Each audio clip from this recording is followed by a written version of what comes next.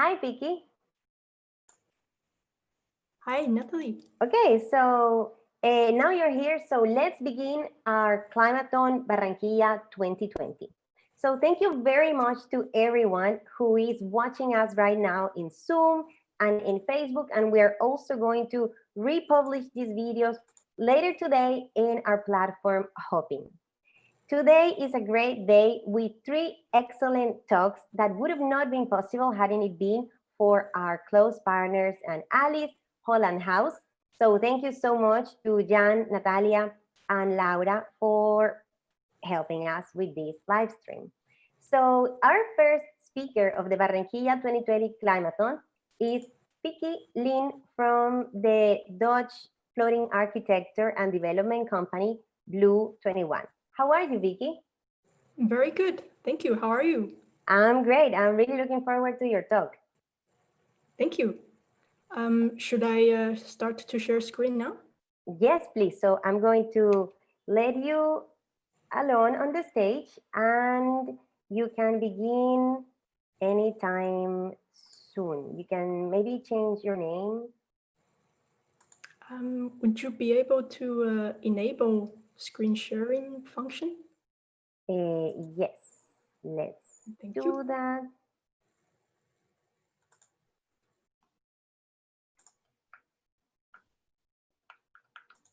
Vicky, try again. I already. Okay.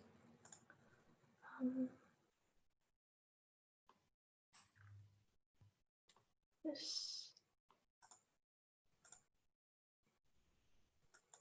While you set up, I can tell our audience that today is the first day of 4 excellent days with talks and a contest focused on finding innovative and sustainable uses for water bodies, especially for Barranquilla, Atlantico, and the Caribbean water bodies.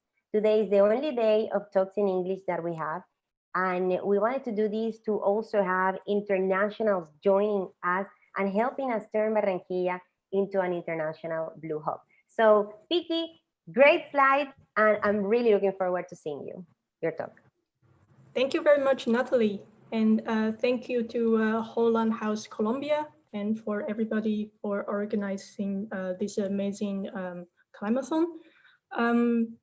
Before I start, I would also like to thank the gentlemen who are going to speak after us, Joshua, Thor, and Karl, for swapping the time slot with Karina and me within such a short notice. Thank you for that. So good morning, everybody. Good afternoon and good evening to all of you. I'm Fen-Yu from Blue 21. Most people know me as Vicky. I studied water management in the Netherlands since 2014, and also I did a Climate Kick master label program. So I'm extremely happy to be somehow involved in the Climate Kick initiative again. Hello, Karina. Okay. And now well, since 2016, I joined Blue 21, and I'm a project coordinator at Blue 21. So today I'm going to introduce to you the floating development in general, and also what we do at Blue 21. Afterwards, Karina will introduce to you more on the potential we see in Colombia and what we think we could contribute to making Colombia the Latin America's technology hub. So let's start with the presentation. I will introduce to you some global trends first. As many of you already know, that there's a rapid increase in world's population, going from 7.8 billion at the moment to 9.7 billion in 2050. Looking at 2050, there's also the challenge with urbanization. Globally, it's estimated that by 2050, 66% of the world's population will live in urban areas and cities. And this number is even a lot higher in Latin America and the Caribbean region. In fact, last year in Colombia, already 81% of the total population live in urban area and cities. So there's a lot of stress in the cities. And if you look at the combined statistics, 50% of the global population will live within 100 kilometers of the coast. And these areas are also anticipating rising sea level over 30 centimeters. So 60% of the cities still need to be built. And the fact is today's cities only provide 40% of the space that will be needed in 2050. Cities are facing multiple challenges at the moment with higher flood risks, urban heat island effect, increasing property prices, traffic congestion, and population growth. You can see that space is also getting scarce. And at Blue 21, we conducted a study and found out that if we continue the current practices, by 2050, we will be short of land that's the size of the whole North America. So where do we find the space? Do we move to Mars? Do we resort to the more conventional way of creating space, which is land reclamation? Well, the reality is that time is running out of sand. If you look at the graphs on the right-hand side, you will see that the demand for sand and gravel for construction is rising so much faster than natural resources can sustain, and the price will only soar. So at Blue 21, we see that the solution is to move onto water, is to create new space on water, to harvest biofuel, to grow fish and seafood and veggies and crops, and to harvest the algae and to recycle the nutrients that would otherwise be wasted.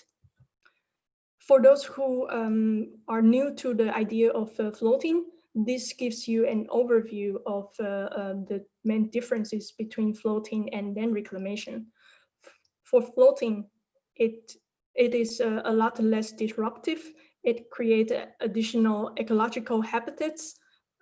And also with floating, not a lot of capital investment would be needed to start with. You could build the floating structure elsewhere and tow to the final installation site.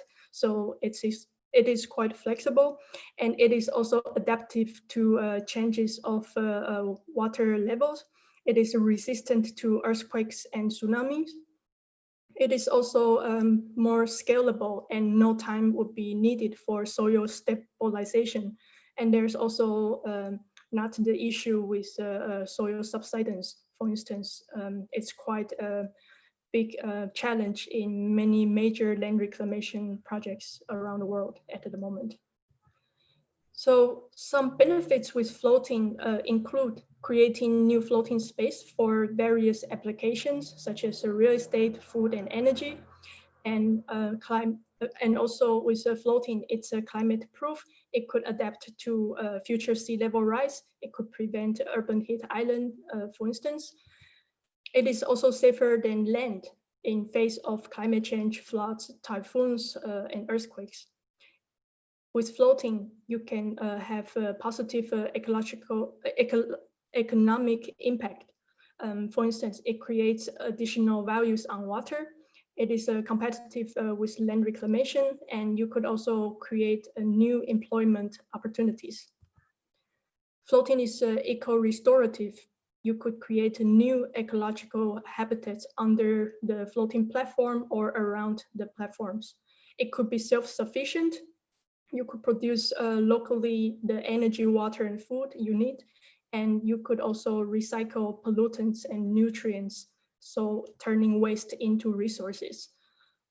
With floating structures, you could also integrate utilities inside, which is absent in land reclamation. So these are the major potentials of floating. And in fact, with all this high-tech and innovative image, it also makes it interesting to create an innovation floating hub. So a space to gather people that are involved in the Delta and blue economy technology, and to create high-tech environment. So this is also an idea we had together with Seaphia for Barranquilla. Karina will speak more about this later. So around the world, you could see that there are multiple types of building blocks. For instance, the floating district in Amsterdam, or the floating swimming pool in Aarhus. In fact, floating swimming pool is very popular in the Nordic and Baltic region recently. You can also have floating solar. It's also very popular in recent years.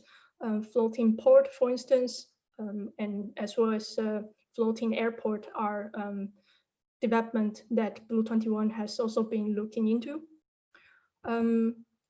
In fact, floating is nothing new. It's not a dream anymore. It's already in the making. And at Blue 21, starting from 14 years ago, we looked into various types of floating development. So for those who are not familiar with us, who are we? We are a multidisciplinary and international team that specializes in floating urban maritime development. We are the one and only floating development specialist in the world with in-house technical design, governance, and financial capabilities. We provide people with guidance in the entire development process, from ideation to realization, and from picture to project and beyond. We have established partnerships with some of the world's leading knowledge institutes and companies and investors, such as Marine, Buxeros, Shimizu, etc. This is an overview of our accomplishments.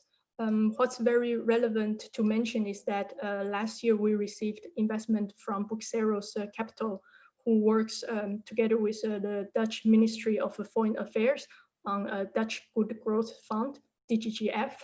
And one of the DGGF countries is actually Colombia, which makes it extra interesting for us to explore opportunities in Colombia.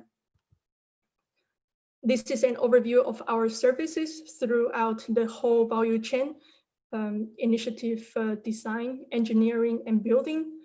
Some of the examples you could see here in the initiative stage, we assist clients with finding the best and most suitable location for a certain type of floating development.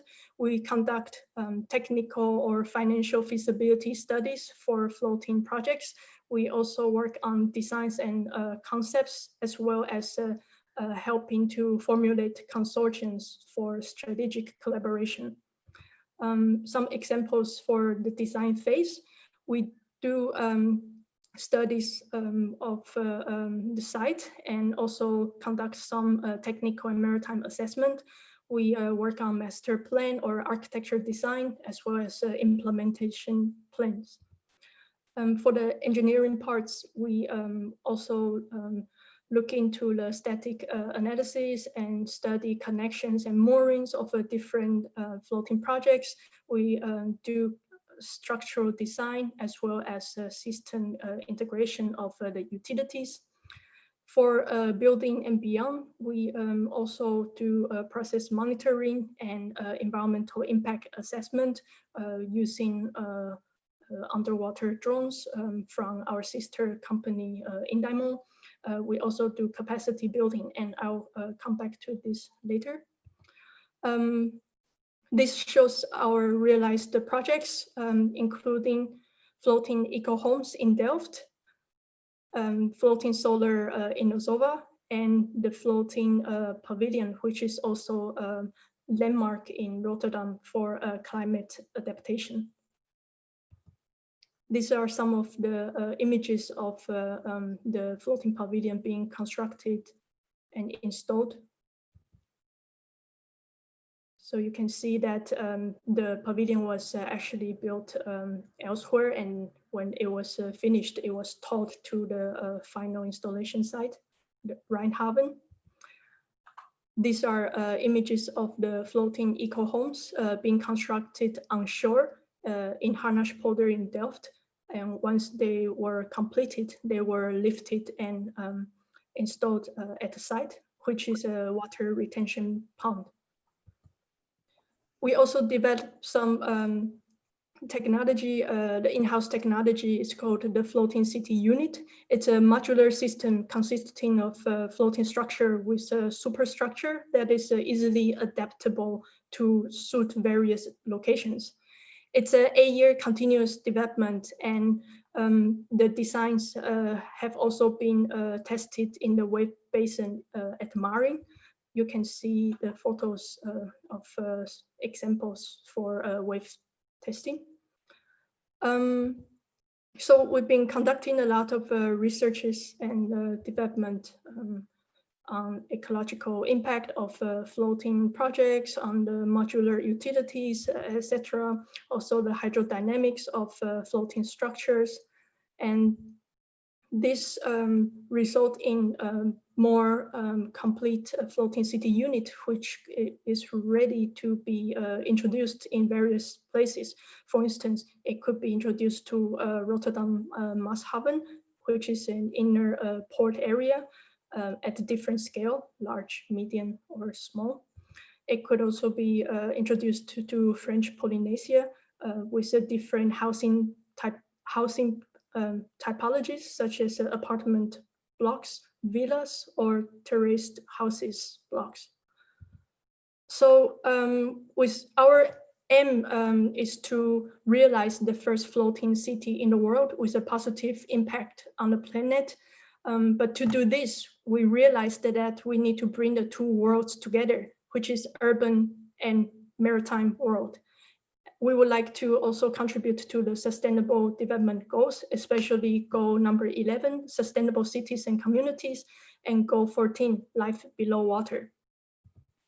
So earlier, I mentioned about the capacity building, and in fact, just a month ago, the conference that we've been organizing took place. It's called Paving the Waves Second World Conference on Floating Solutions. This was a conference that we prepared for 1 year with Water Studio, Space at Sea, and also Maritime and Blue Revolution Foundation. The idea was that we try to bring together entrepreneurs, engineers, urban planners, architects, civil engineers, and policymakers all together to create conversations and to learn from each other about the most state-of-the-art findings in floating development. And we were also very lucky to have Seaphia supporting us in this event, and also Paul Holthus, the CEO of World Ocean Council, which whom you would also hear from later on. He was also giving a keynote speech at the conference.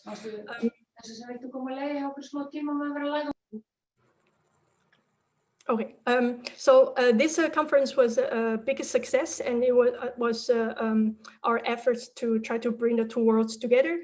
The recordings from the conference will also be released on LinkedIn. If you're interested, please follow Blue Revolution Foundation on LinkedIn later on. If you have any other questions, because I think my time is also almost up, feel free to write me an email or approach Karina. And at the moment, our main office is in the floating pavilion in Rotterdam. We just moved in a while ago, but actually one interesting and relevant fact to mention is that our old office was actually still in Delft. So Delft is one of the first incubators for startups and scale-ups in the Netherlands. It was established in 2005, and we moved in a few years later. At Delft, there's a very innovative startup ecosystem, and we really see and experience that at Delft there are professional experts providing validation lab, accelerator program, investor readiness program, etc. So we really value and acknowledge the importance of having the right innovative environment and the extensive network which gave us and Seaphia the idea of a blue clean tech hub. And with this note, I would like to give the floor to Karina Czapiewska, one of the co-founders of Blue 21. Thank you. Thank you so much, Vicky. That was great, great, great. So Karina, if you're here, please come and I really like that you finished with Yes Delft, because that is very similar to what we have been working on since last year together, Karina. Hi, Karina. Hey, And Lily. is what we are trying to do here in Barranquilla, or in Atlantico. We are searching for a location. So can you tell us a bit more about what we are trying to do and why? Definitely, Nelly. So I also start sharing my screen here. I hope it all goes smoothly. Please tell me if you can see anything. Yes, perfect. Great. So actually, thanks a lot for that presentation, Vicky. I couldn't have done it better myself. Trying to get full screen here, but I don't know if it's working. Yes, there it is. So actually, after, oh wow, I always get this subtitles. I'm just going to stop this, coming back. Okay. Having experienced, because we're not a startup anymore, we are already past that phase, but we have been there from almost day one and seen Yes Delft evolving to the most successful startup environment of Europe. Even they won a prize, and actually I'm very proud of that, of course. And now we know how the trick works. So thanks to Natalie, who actually pointed us out that Barranquilla would be a very interesting location to look at. We came up with this idea, as Vicky already told. So why would we be looking at creating a floating blue clean tech hub? That's a long word.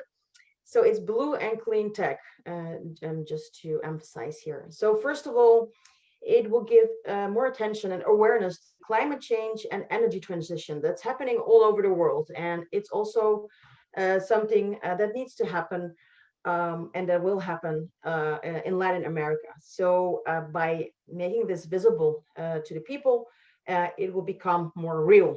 Of course, it will create new job opportunities for young and different kind of entrepreneurs, but also for the local community, because there's always side jobs created as well.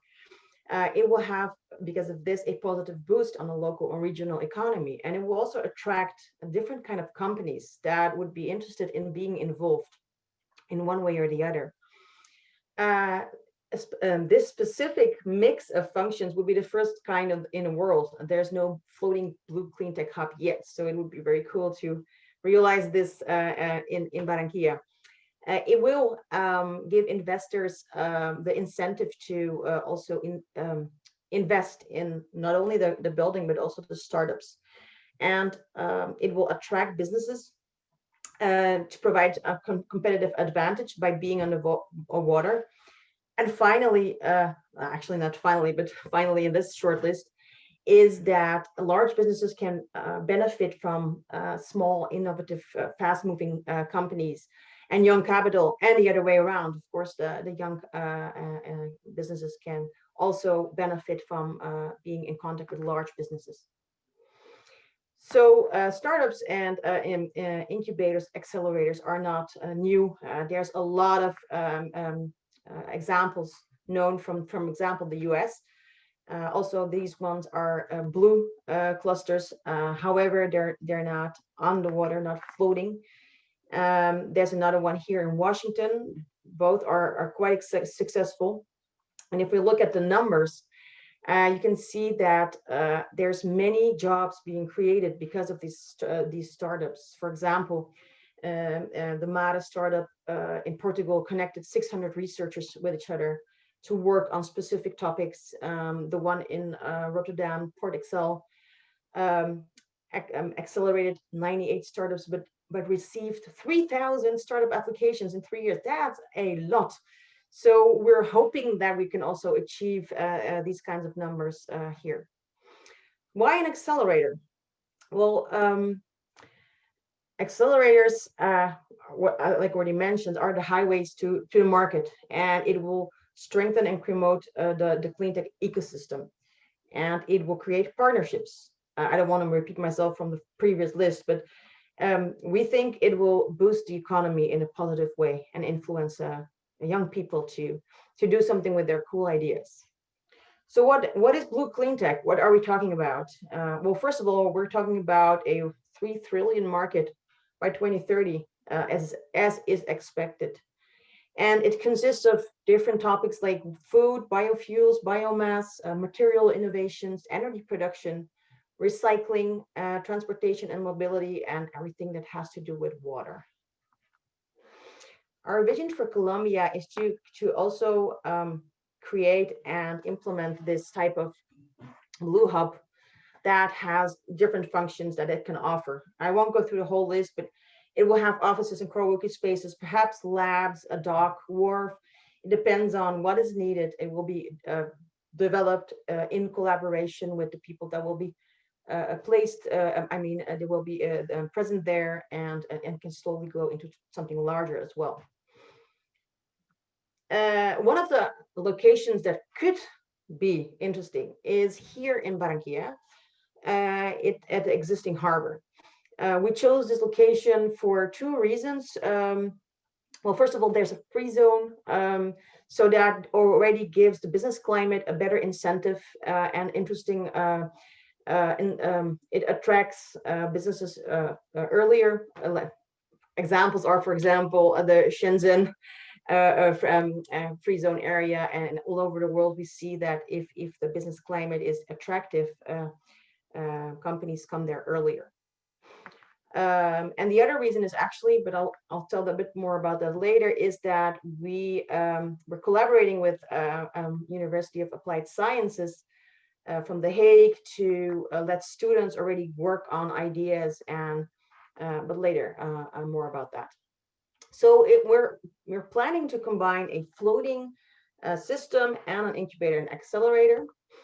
And to do so, we involved the University of Applied Sciences, and they are focusing on the following topics. It has to be with sustainable energy, circular engineering, a healthy climate, and future-proof.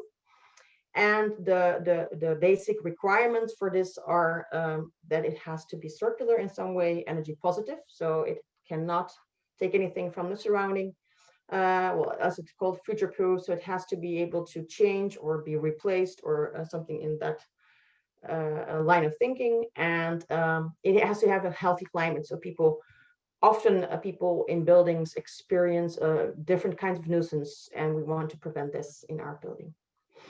So I will go fast because I see we're already past the time. There will be no time for questions. So here are some inspirational images that it can resemble, but it won't look like that exactly. But for example, to integrate green, to let it blend into the environment or stand out in the environment. If you're looking at something industrial, it needs to be accessible from different ways, and modular.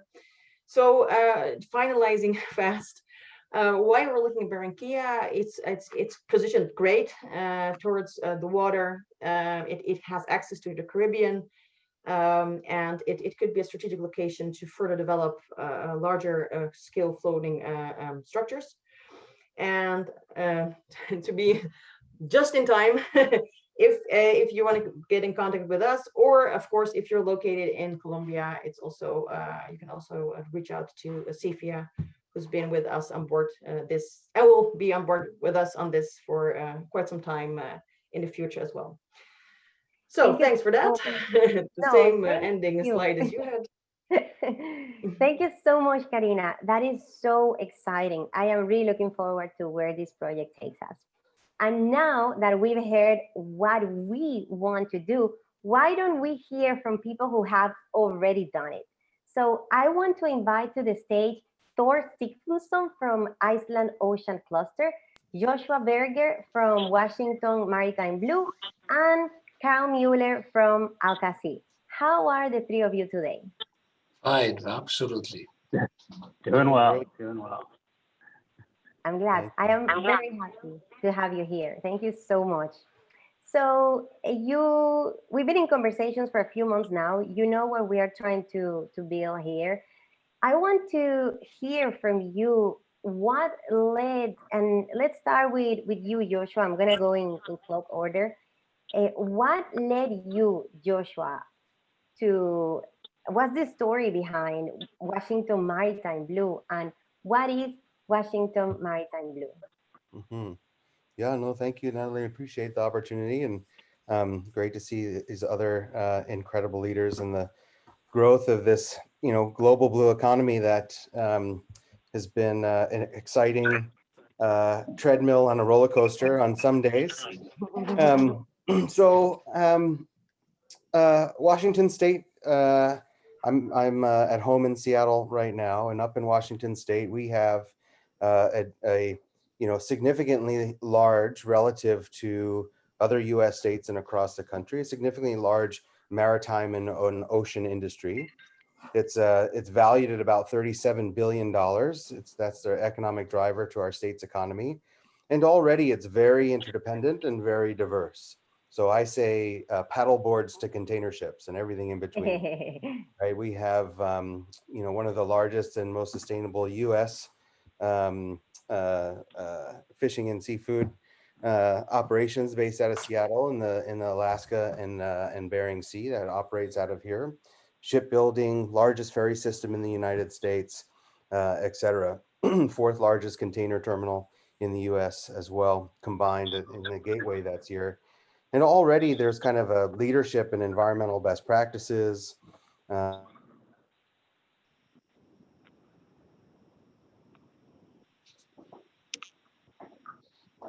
It seems we lost Joshua for a few seconds there.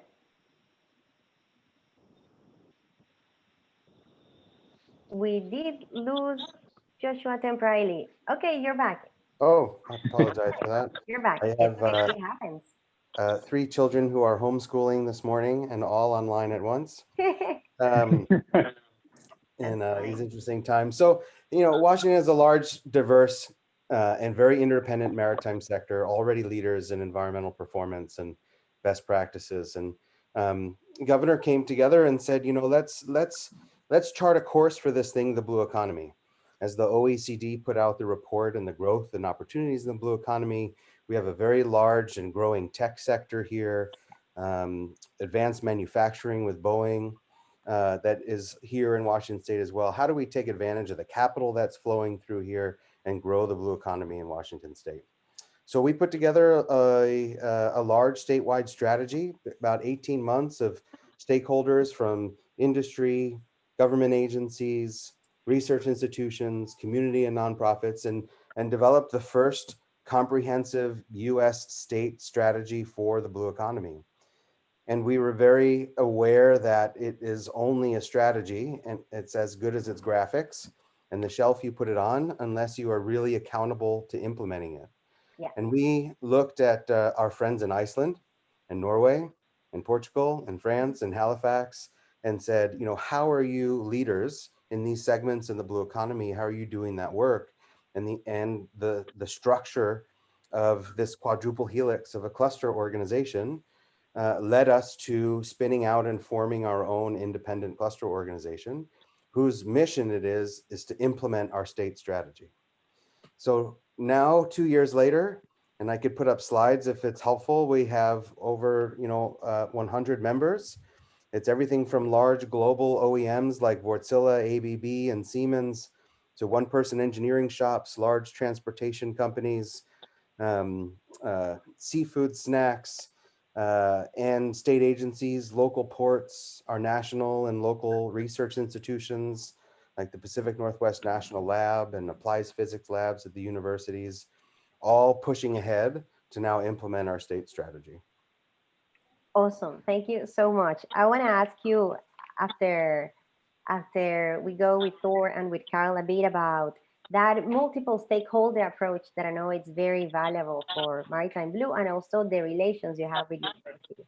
But you mentioned a few things that made me think of what Iceland Ocean Cluster has done, mainly the sustainable fishing industry and all the focus on environmental performance. So Thor, why don't you tell us a bit about what is Iceland Ocean Cluster and what impact has it had on the local fishing industry? Thank you, Natalia. Actually, I'm super impressed with the presentations there, with the floating blue tech hub. I absolutely love it. I'll join you as soon as I can. It's just absolutely beautiful. Nice. Well, maybe we can do a franchise. Who's here? Yeah, wow, that would be great.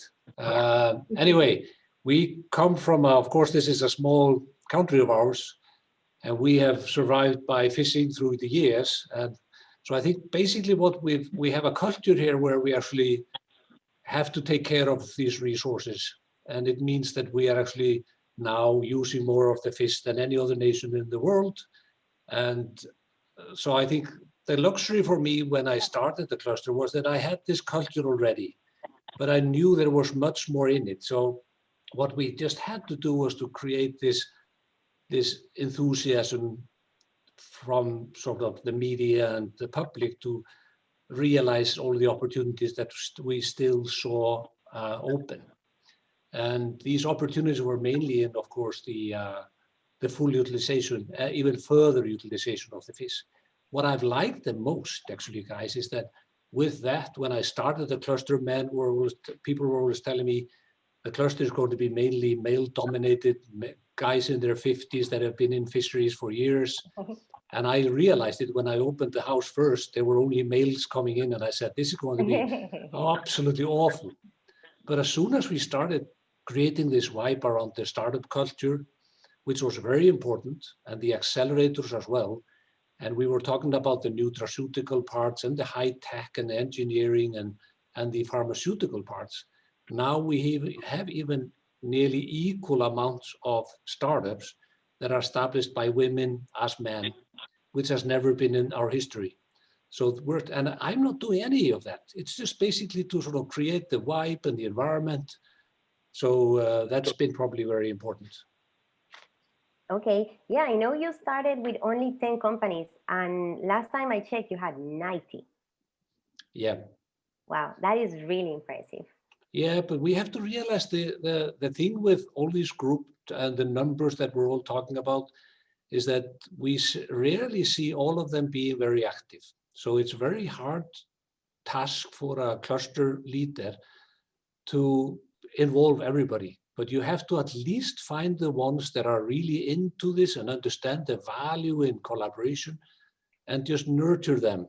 And I think, so we have more and more actually been focusing on the startup world and the young companies who basically need us a lot. But the problem is we're not financed by government. So it means that we have had to, not had to, but it began by us investing in the companies. So we're becoming more of an investment vehicle than anything else. I think that's probably the way to go for a cluster that is not state financed, that we need to bring that element into it. Yeah, definitely. That is precisely the reason why we decided to do the Climathon, because we need to have a single place, in this case, a virtual place, but we wanted to use it as a way to attract those partners that in the future would be very involved with us in the realization of the Blue Clean Tech Hub. Yes. So, hi, Karl, how are you? You're muted. There we go. There we go. Thank you so much. Hi, I'm well. How are you? Good to see you. Well, I'm very happy to be able to share the screen with all of you. And since we're talking about stakeholders and involving them, I know that one of the main focuses of Altasea is education. So can you tell us a bit about that focus and also the type of relations and bonds that you nurture and work on very intensively with the local community of Altasea? Sure. So, I mean, Altasea, we like to say that this is where business meets science meets education. And part of our model is that we have property at the Port of Los Angeles, and we invite businesses, whether it's startups or established businesses, to essentially sublease from us and partner with our education institutions to meet the needs of the surrounding community regarding education. So, for example, we have organizations like Boeing who participate in education programs through tutorials, through tours, or virtual lessons of their unmanned submersible, the Echo Voyager. But going back to the idea of education, this is related to our demographics as well, because over 50% of our surrounding community is below the poverty line. And Altasea wants to make sure that with the billions of dollars flowing in and out of the Port of Los Angeles, that those people who have the Port of Los Angeles in their backyard have the opportunity to connect with these resources. So as the blue economy grows and creates these sustainable jobs, we wanted to connect the community with that. So how does this relate to education? We believe in inclusiveness and equity. We want to make sure that as science meets business meets education, that all of these entities are able to partner with each other and create a system that then the community benefits and our students benefit, so that they have the avenues to explore or be inspired to pursue blue careers, blue pathways, things of that sort. We actually did a study with the Los Angeles Economic Development Corporation, and that study found that by the year 2023, 126,000 blue jobs will be available within the Los Angeles County. So our focus is to really then get those students, again, in the community, connected to those jobs and those avenues. And so that's why it's important that we have this education component with the businesses that partner with us. That is awesome. That's great. And it also relates to what Maritime Blue does, right, Joshua? I saw when I was first studying what you were doing, I saw a big focus on blue jobs and on creating a pipeline of those future blue entrepreneurs. Can you tell us a bit about, so why do you think right now it's important, if you think right now it's important, to push these type of initiatives that help create the next generation of blue jobs? Boy, it's a loaded question and loaded answer. I mean, there's a number of reasons for that, and I think when I think about locally, well, we'll start global, right? There's a major transition happening across the blue economy in lots of different ways, and everything from pharmaceuticals to decarbonization of shipping, which is really going to be very transformational across the globe. And we have a large sector that's impacted by that in a number of different ways. Our state is quite committed to this clean energy transition as well, on everything from creating jobs to the infrastructure that's going to be necessary to support this clean energy transition. And maritime and the infrastructure around that plays a large role. And so how do we support our large job creators to make those investments, not only in the infrastructure that we need to develop, the R&D and demonstration or just deployment of existing technology, but also the workforce to support it. So we already know that we have workforce challenges in our sector. The average age of the person working just in the maritime sector, let alone broader blue economy, is 57 years old in our state. And it's predominantly old white men, right? Like myself, older every day. And yet there is not really kind of this pipeline of young youth of color, young women who have a level of awareness or understand the pathways and pipelines into the industry.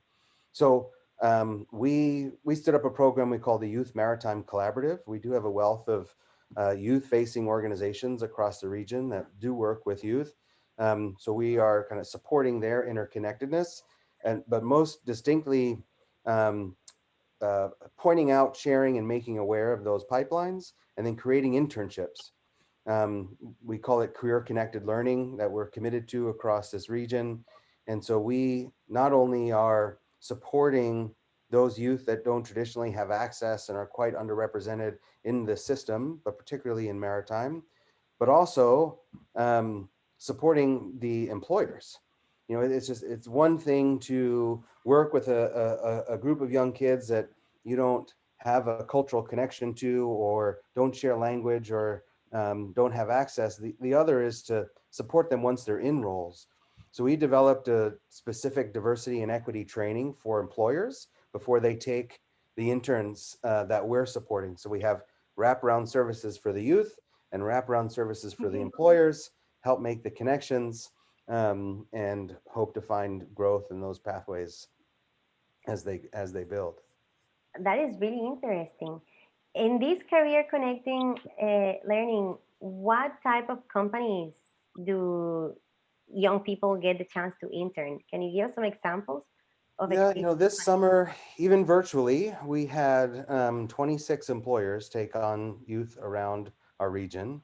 And they were everything from some of our startup companies that are in our accelerator and incubator programs to SSA Marine, one of the largest terminal operators in the globe, as well as some of our public agencies like the ports or our NOAA's Pacific Marine Energy Lab. So both public and private employers, our state ferry system, are taking on these youth internships. So it's a boat cleaner for a recreational boating community. It's a large terminal operator, a shipyard, very, very broad. Wow. And how about you, Thor? Can you give us some examples of what are those startups that locate at the house? You're muted.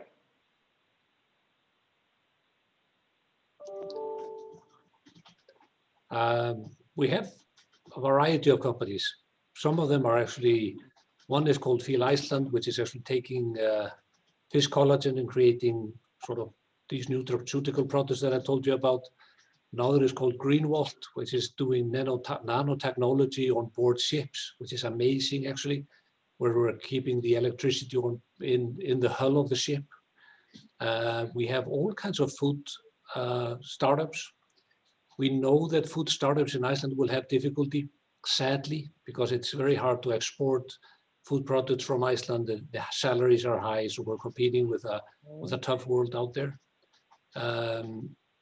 Then we have companies that are with all kinds of products in IT. We have traceability, which I think is a huge opportunity. So I could name quite many. There were just two companies coming in this week with, one is with plastic recycling in the ocean, and the other is actually doing healthy snacks, which I absolutely love the idea. It's actually a company that will be focusing on using some of the natural, sustainable, traceable proteins from either seaweed or fish or some of the other agricultural products in Iceland to come up with absolutely healthy snacks, something that is very much missing. So the waste opportunities are here, absolutely. Yeah, I think I've seen the image where you have a fish in the middle, and then I saw it somewhere in the website of Iceland Ocean Cluster. I think it's also the booth that you have at our hopping stand in the Climathon, and then there's a fish, and it shows where each part goes, and you use 90% of it. That's great. Yeah. And Karl, how about Altasea? Can you give us some examples of some of the companies that either locate there or you have partnerships with? I know that you have, for instance, a NASA Jet Propulsion Laboratory and Boeing. How can you give us a bit of more context?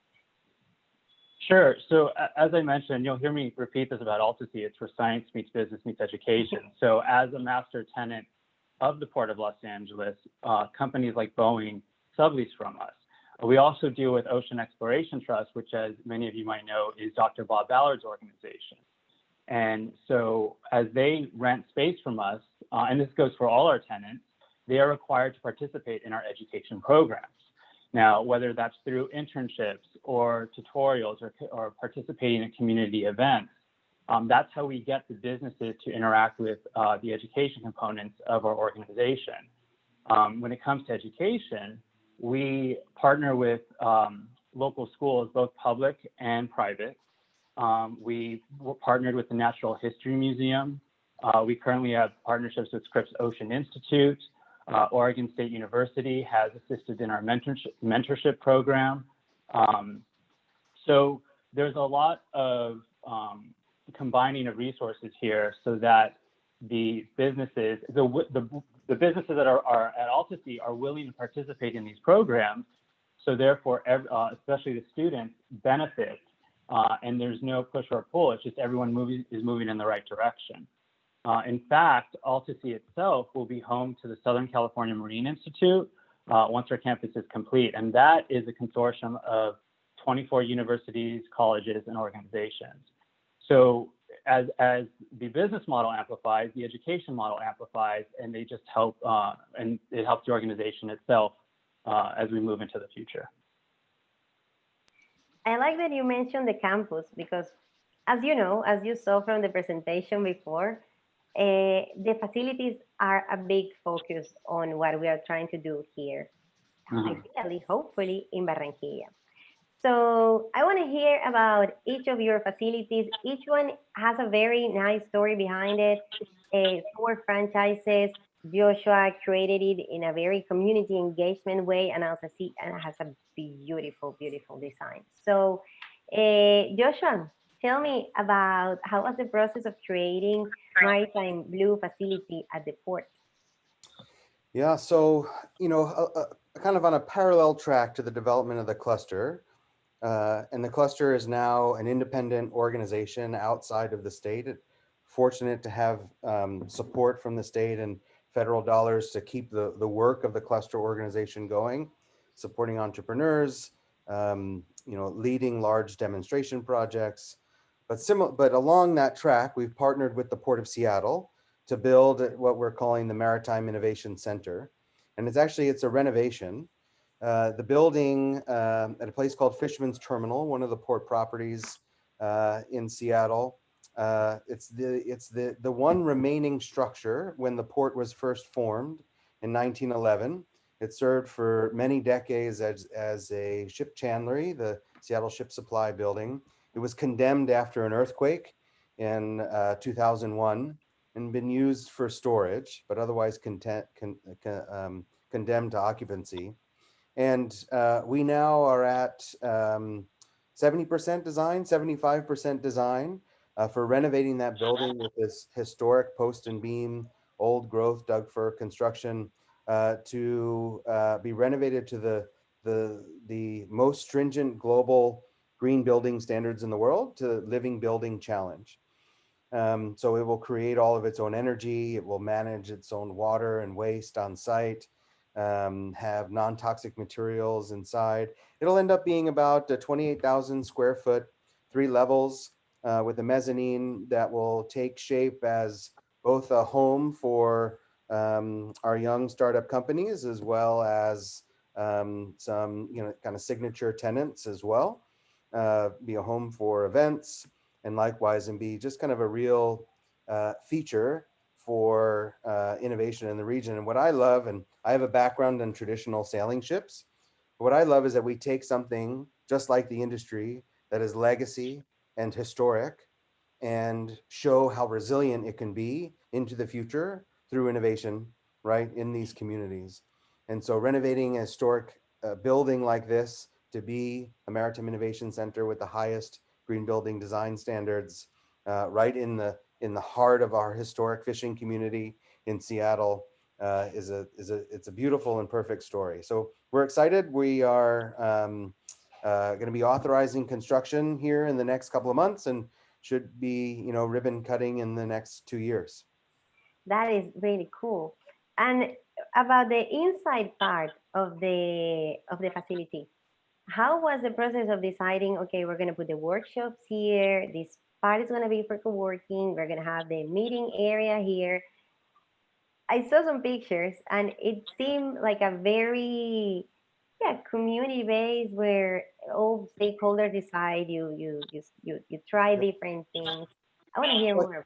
I think it was really fortunate, very intentional. This process has been very stakeholder driven from the beginning.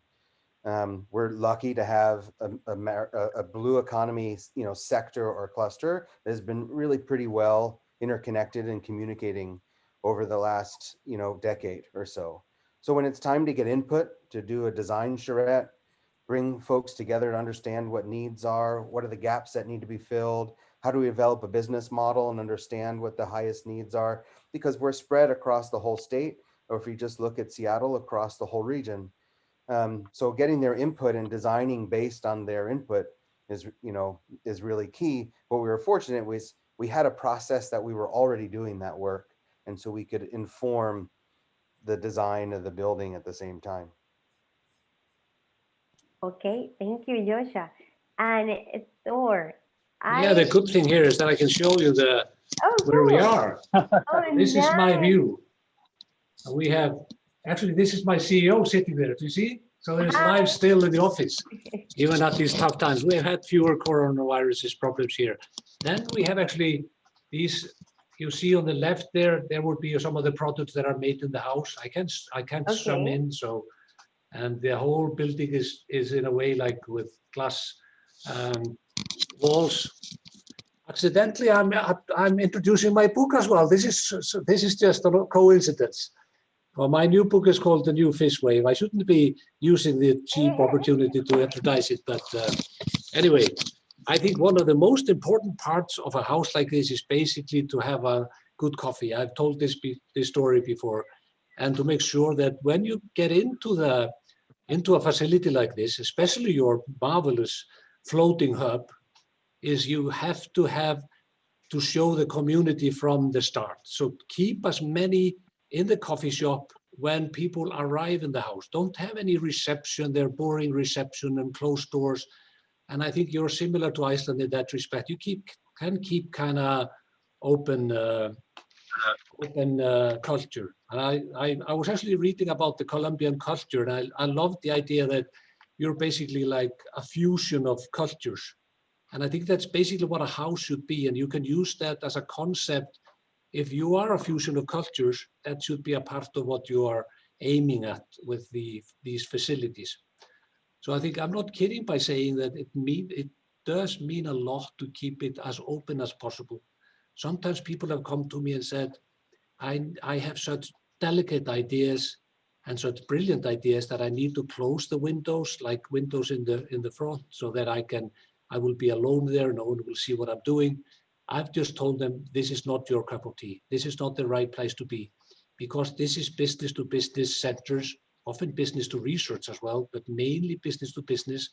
And we have to have people that love other people and want to be in the sort of dynamism of relationships with other people, other ideas, share ideas, and make something new out of that.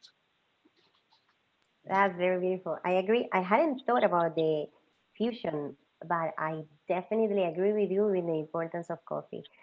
So, okay, I'm gonna definitely keep that in mind. And I want to hear more, Thor, about, so you have the house. I say the house. I don't know if you pronounce it the house or the house. Is it the house? You're muted. The house is the right word. Actually, the New Englanders use that word just because it's the same in Scandinavia and it's kind of cool. It means house, so it's kind of cool. So the house, for those who are listening to us and don't have any context, so Iceland Ocean Cluster has a facility called the house, and it seems like you franchised it to New England Ocean Cluster. Yeah. Is that true? How did that happen?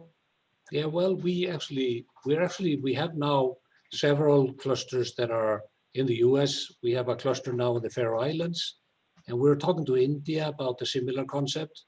But once again, we're mostly focused on seafood. So we're not taking the whole, of course we need to be here in Iceland focused on all these aspects, but our specialty is basically seafood.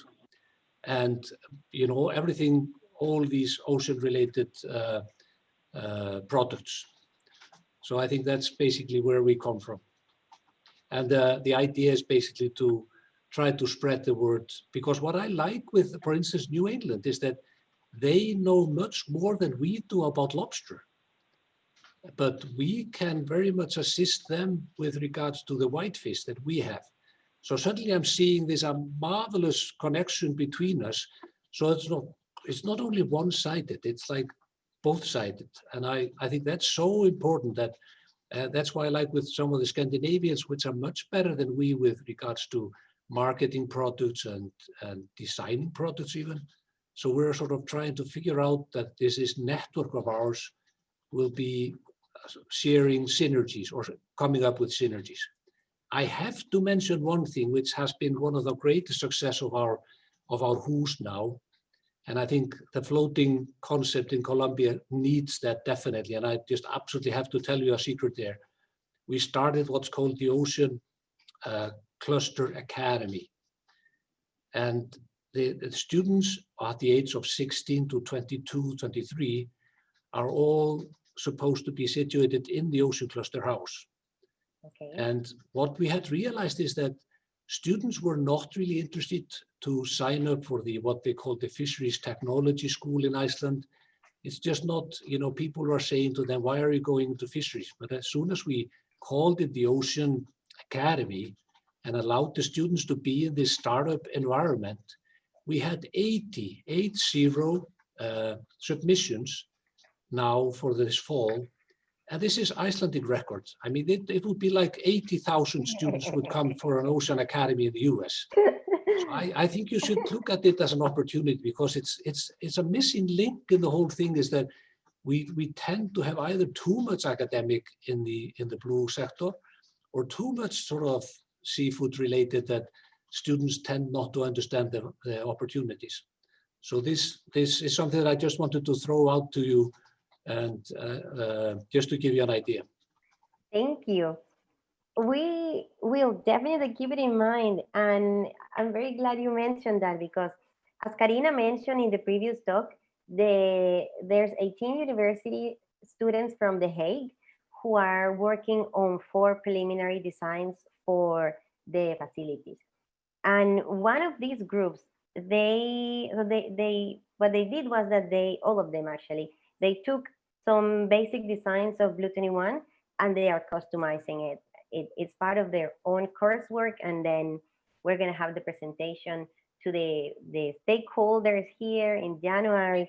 And one of these groups, they, besides thinking about these are facilities where startups, 250 hot desk people are going to be, we're also going to have 25 students. And the selection of these 25 students is going to be like a contest. We don't know how it's going to work, but we're going to make it something that students aspire. Oh, I'm one of those students who was selected to be in these facilities. And I definitely see the value of what all of you actually have touched on here about making it a young people's world, because it's very, I don't want to say old, but it needs new blood, new ideas, right? For example, here, when people think ocean and industries, when they think ocean, they think tourism. When they think something beyond tourism, then they think ports or navy, and that is something that they see too far from them. And what we want is to bring it closer, that entrepreneurs see an opportunity here, something that they can do, start small, and they can scale it up.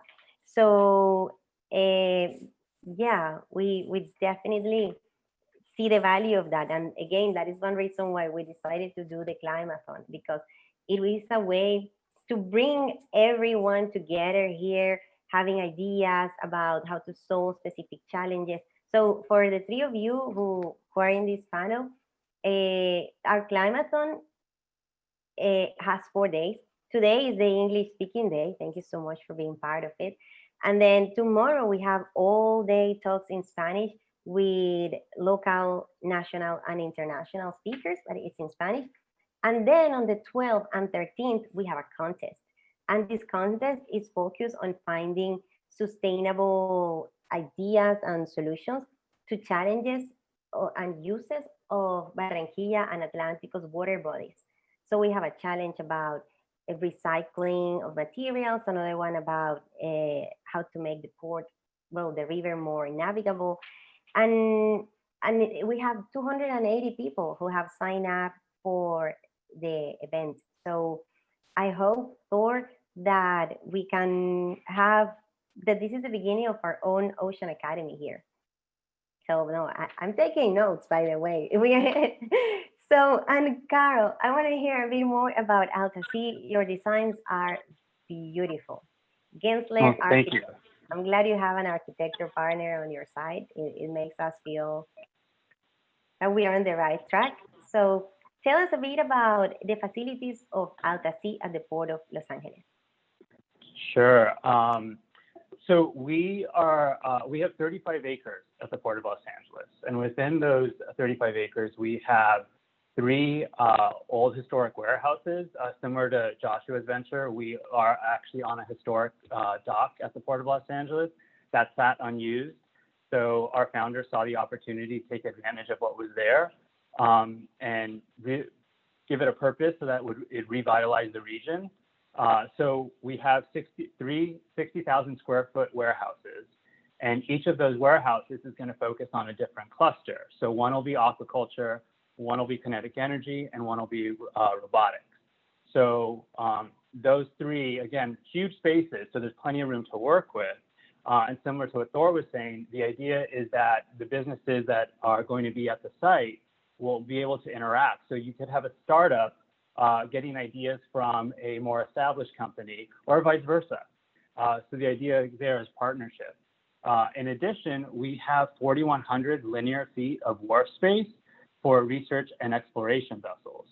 And we've had vessels so far come in from National Geographic.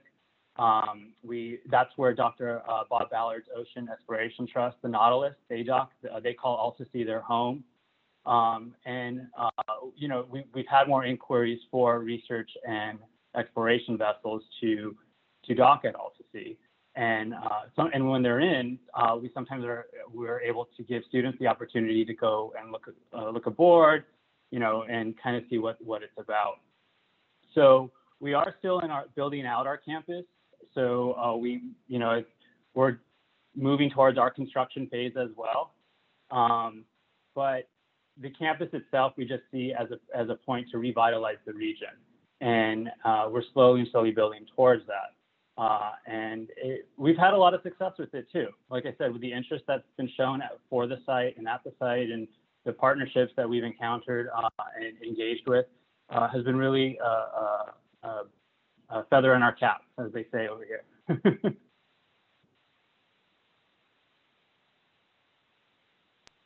Okay, and besides the places for high-tech and low-tech entrepreneurs to work, what other spaces will the facilities have?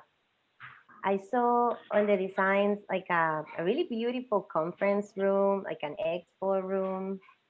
Sure. So each of those warehouses I spoke about they're going to be designed pretty similar, and within each there's going to be conference spaces, essentially common use spaces for businesses and others to use. We're also going to have a visitor and engagement center that's also going to act as kind of like the entrance to our facility. And so in that visitor center, the community members, students, whoever it is, they'll be able to see actual work being done at the site, whether it's research or business or, you know, whatever the interest is. There will be viewpoints, so that they can see what's happening between scientists and entrepreneurs. That is awesome. So I want to open the floor for anyone who has questions. We have right now 44 people watching us in Zoom, and we're also live streaming on Facebook. So if anybody has some questions, please feel free to just drop them there. There's also a possibility to turn on your microphone. And if you have any questions for Thor, Karl, or Joshua. So I also want to touch on a topic that maybe none of us, well, for sure none of us like, but we have to, and it's COVID. I know that COVID has, well, it hasn't been pleasant for anyone, but it's also created some opportunities. For example, Altasea, I know that you took your programs online and now you have some. Can you tell us a bit about what did you do when COVID hit? Sure. So when COVID hit, being education focused, we launched Project Blue, which was a way for students to engage virtually with the blue economy, with blue education. And so, for example, we have a 12-week program in sustainable aquaculture and blue robotics that we then created videos. So instead of being the in-person lessons that we would teach at different schools or at the site, they became virtual lessons. And actually, those virtual lessons are now being used by schools throughout Los Angeles. And what's really cool is that because we have an outdoor space, there's a bit of resiliency to the pandemic, so people can come and test those robotics that they build. What's interesting is while the pandemic has been difficult for everyone, it's brought us opportunities as well, in that we've now had a more global outreach, resulting in partnerships with in Oslo, in the Grand Bahamas. So these virtual lessons have kind of taken on a life of their own, and that we're partnering with more organizations that we didn't even think we would partner with at this stage in the game. So, you know, just being but especially being in the classrooms in LA, I believe one of our programs reaches over 35,000 students. That's impressive. Really Thanks. impressive. Yeah. I don't have kids, but if I had kids, they would be homeschooled. And if they would be homeschooled, then I would just make them watch everything that is available right now. Really. Okay, so how about you, Thor? Has there been what changes have the Who's had since COVID started? Although I heard that you don't have many cases. There are so many changes that have occurred, but I think we can look at many of them as opportunities as well. First, one thing is that we have not had as much dialogue with folks, brilliant folks like you, for years, actually. We've never had as many Zooms and meetups and whatever. So I think it's partly we're getting used to it, and we're meeting so many interesting people that's just a minor thing, but in a way, in the long term, it means a lot to us. We've seen, of course, in the fisheries itself, all kinds of different difficulties with the exports. But the great thing is that our industry has been very flexible, and the same as with the startups. So they're changing their way of when the restaurant closed, they came up with new fresh food for the retail, etc. But the startups have, many of them, become quite even more successful, especially in the traceability sector, where they are actually helping now. One of the companies that started in this house is actually helping now one of the largest pharmaceutical companies. They started with an idea of trace fish, but realized that there was more business in tracing the heat of pharmaceutical products going globally. And you can imagine now they are one of the core companies now that will provide the traceability of the vaccine going global. So that's another thing that we have to keep in mind. And that's what I like what Karl is saying, is that this mixture of people, and even coming from completely different aspects. Of course, Joshua, you have this great opportunity with large different parts of the marine industry, and it gives you great opportunities that I think can be so valuable. And we have, for instance, seen that bringing in the agriculture and the aquaculture into the house has meant a lot to us, because they have more knowledge in some areas that we had no knowledge. They were much better actually in retail packaging in the agriculture sector than we were in fisheries, because we've mainly been exporting fresh fish outside of Iceland in just large containers. So suddenly we saw this mixture that I'm so obsessed with being of value to all of us.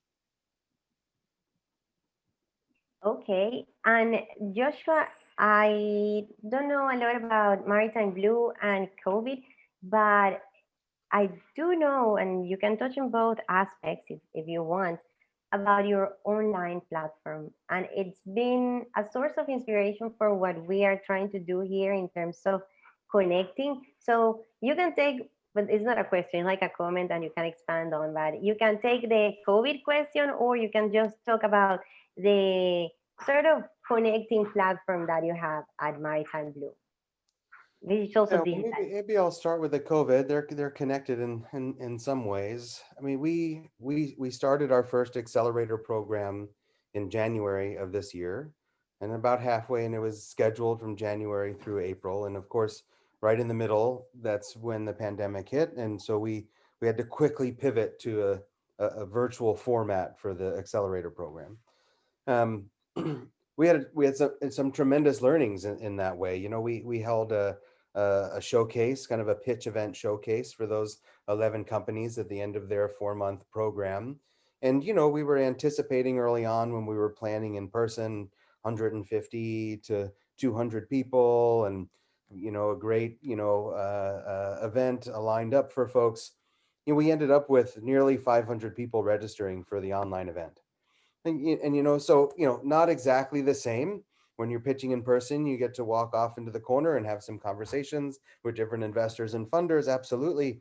But the reach that we had, that now a little bit longer stretch down the road, we've had 2 Series A investments, a series of angel investments, customer acquisitions, you know, multiple fold of early sales for some of these companies. So, you know, we strongly believe in our theory of change, right? This blue economy thing is very broad and diverse. And so it's going to take investors and funders, everything from public dollars for infrastructure to venture capital, impact investing, debt, equity, everything is where we need to be focused. And so we've shown that in the diversity and the type of companies that we're working with to try and attract that diversity. And, you know, again, like Thor was saying, you know, these platforms we're learning, becoming more comfortable with, and the reach we're able to have is really tremendous.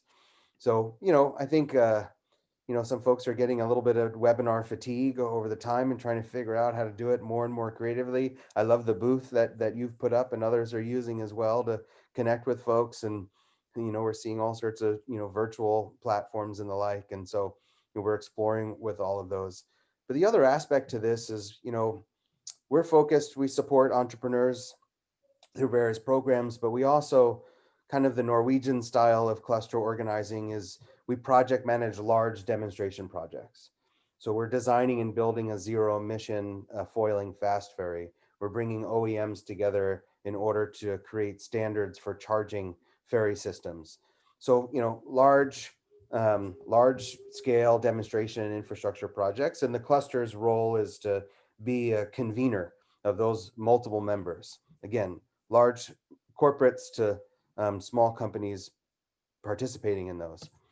What we know, especially when we start thinking about the economic recovery aspects and the impacts of COVID-19 globally, and the need to start investing in infrastructure in order to help kind of, you know, build back blue is the term that we're using, is that we have great opportunities to do that. We can help support, create jobs, support our clean energy transition, all through these large, you know, blue infrastructure projects and blue demonstration projects. And it's, you know, going to help create jobs and the like. And so that's been an important focus for us as well, is understanding the recovery aspects from COVID-19 and the role that the blue economy is going to play in that, and everything from its products to its projects.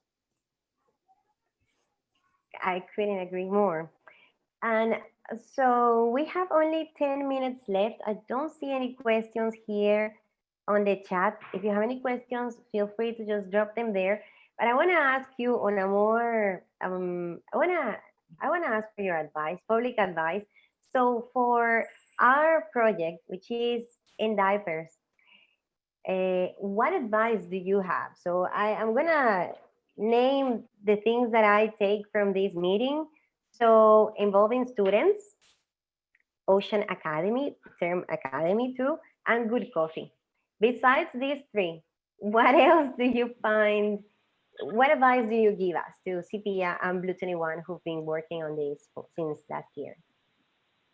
Oh. Go ahead, Karl, go ahead.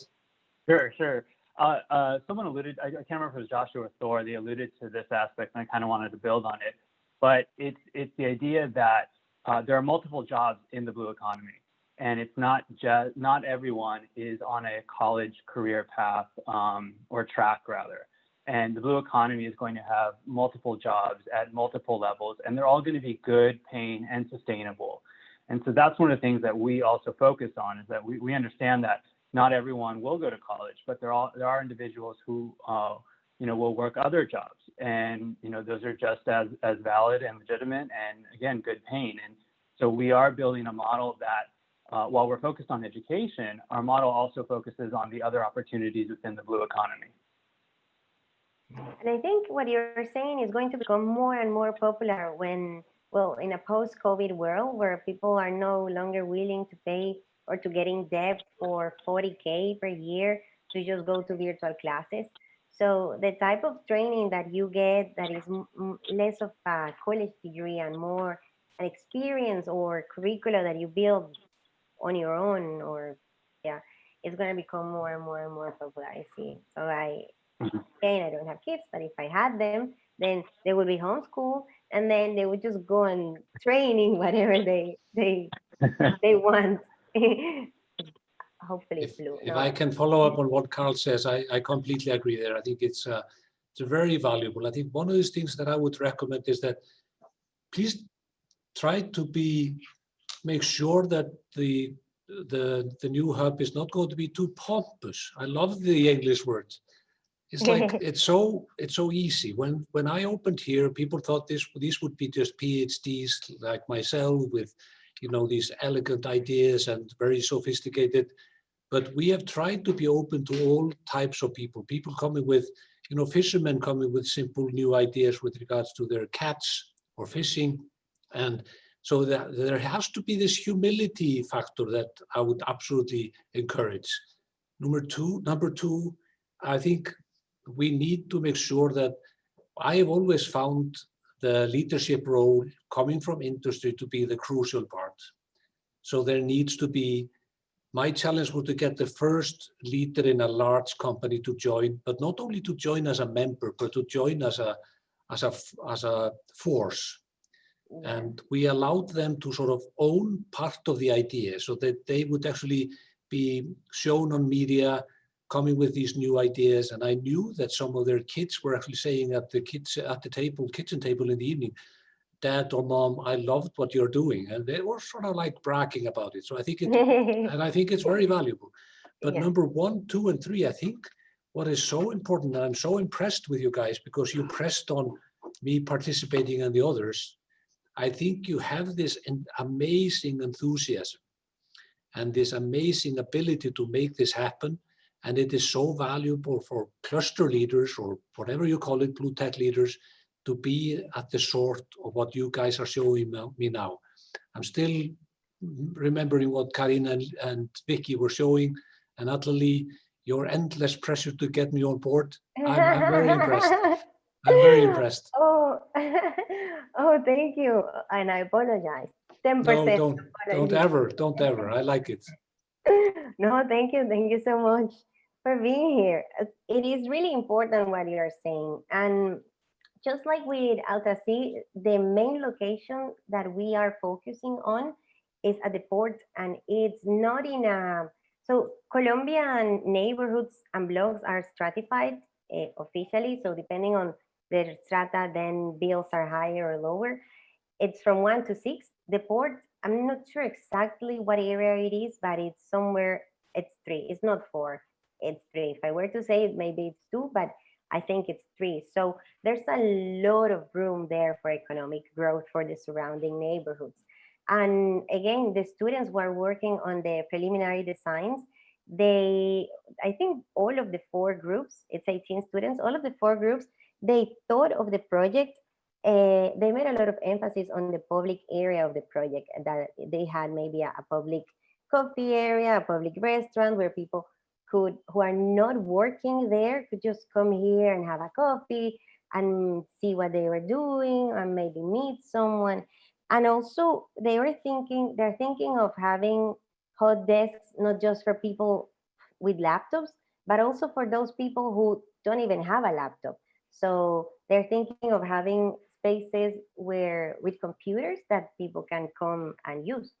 So thank you for for emphasizing on the humility aspect too. We are going to definitely keep it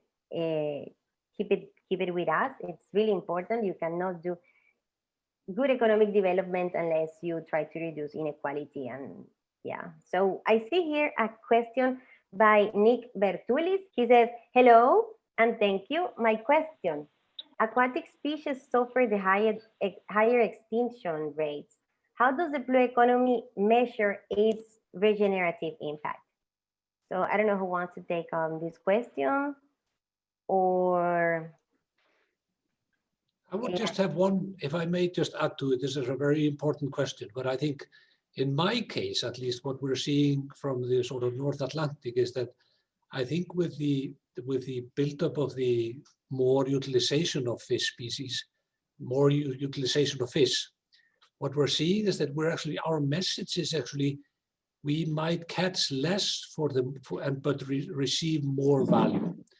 So we can double the value of each fish, which means that we might go from levels, let's say 1 million metric tons of catch down to 800,000 metric tons, save the species much, make sure that the future of the species is absolutely safe, but bring more value to shore in terms of full utilization.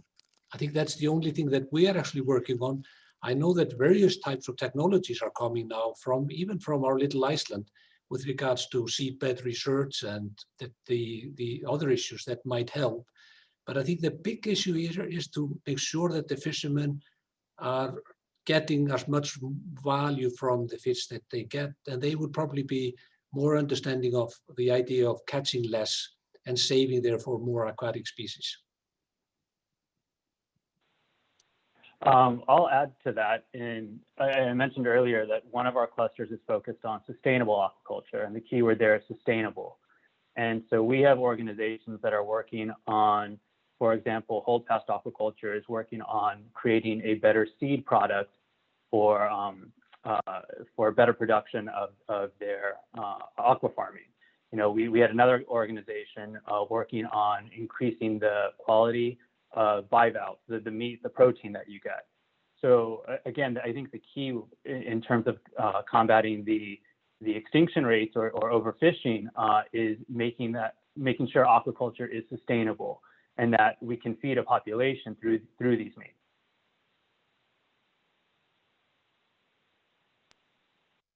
thank you so much. So Joshua, do you want to add, or? Well, I think going back to your previous question really quick, and these folks are some of the experts on the aquaculture piece.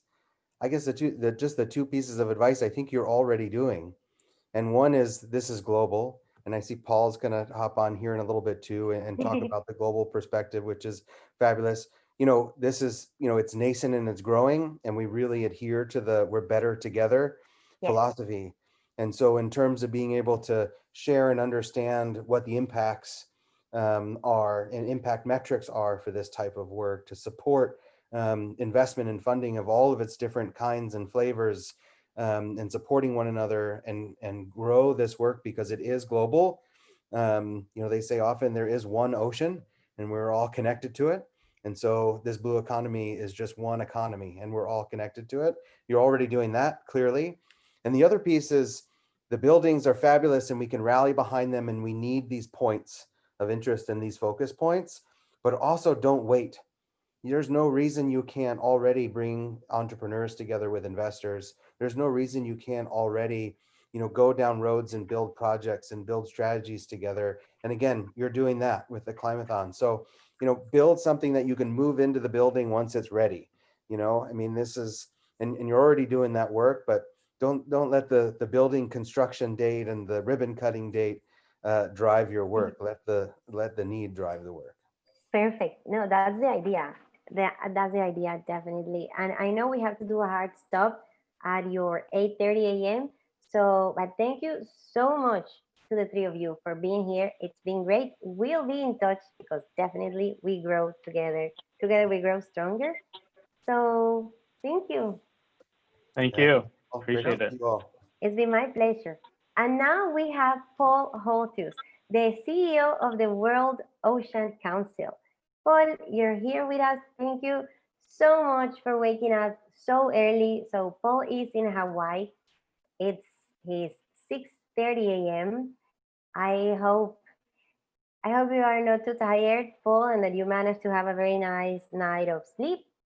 If you can come to the stage and let us hear you and see you, that would be great.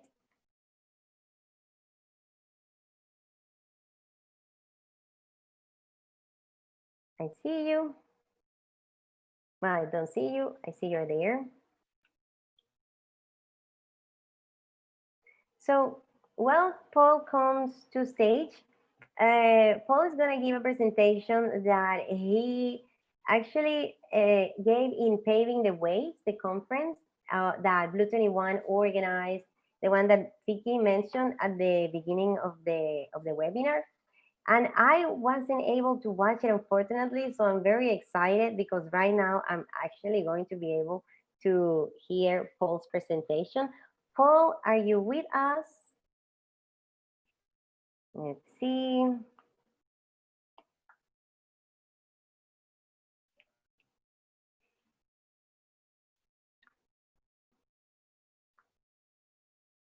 In the meantime, thank you so much to the 42 people who are here in Zoom. If you have any questions for me also, or if you want to know anything about the Climathon, I would be more than happy to answer any questions you have. So let me see. Oh, I see here some names that I know. I see Andrew. Hi, Andrew. Thank you so much for joining and for all the help you've been giving to us during the Climathon. Hi, Paul. How are you? Hi, buenos días. Buenos días. Did you rest? Yes. Is this the earliest talk you've given? Well, no, I have some that start at 3 in the morning, so Okay. 6:30 is not so bad. Okay, cool. That makes me feel a bit better. But thank you so much anyway for doing this so early and for being so flexible. No, it's my pleasure. I'm sorry to be a few minutes late. Oh, no, it's fine. It's more than fine. I'm very happy to finally be able to hear you and pay full attention to you. So thank you so much, Paul. I'm going to leave you here, and I'm sure everybody will enjoy your talk as much as I will. I will go ahead and share screen. Is that okay then? Yes. Okay. Okay. Where are we here? Okay. Well, great. I'm really honored to be a part of this, and was happy to get invited. So what I would like to do, and I know you've had a great panel that was just finishing. I saw a bit of it on the on clusters and blue hubs, blue economy hubs. And so what I'd like to do is talk about that, but first put it in a context of the global ocean economy and sustainable development, and really the outputs of some of the research that we've undertaken about how ocean and maritime clusters can really contribute to sustainable development. Excuse me. So let me first give a few thoughts, a few points on the World Ocean Council. We are the global blue economy business and investment organization, and bring together the ocean economic players around sustainable development. So let's dive in here. And so really the overall context here that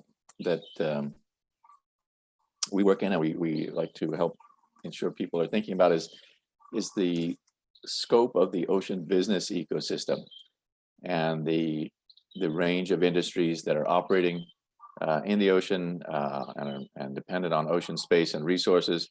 The ocean economy is growing, as we'll talk about in more detail here, but is large and being better and better documented all the time. And some parts of the world have an extensive portion of their economy that's related to the ocean, and particularly for coastal and small island and developing states, it's a significant percentage of their overall economy as well. One way to think about and the way we think about the ocean economy at the World Ocean Council is not only the direct ocean users, but also that we're all familiar with: shipping, fishing, offshore energy, ports, tourism, etc. But also all of the secondly, all of the support industries that make those direct users possible. So shipbuilding, maritime electronics, maritime fuels, aquaculture feed, nets for fishing, etc. And then also, thirdly, thinking about the surrounding infrastructure of, or software, if you will, of insurance and finance, and the legal communities and other services that make all of those ocean use industries possible. So the range of industries is extensive, and it's growing with new industries coming in, especially offshore renewables and others.